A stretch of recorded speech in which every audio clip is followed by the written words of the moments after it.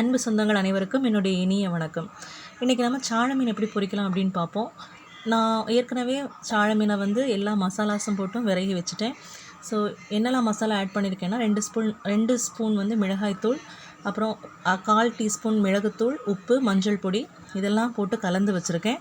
அப்புறம் முக்கியமாக எங்கள் வீட்டில் பண்ணக்கூடிய ஒரு சேர்ப்பு பொருள் அது என்னெல்லாம் அப்படின்னு பார்ப்போம்.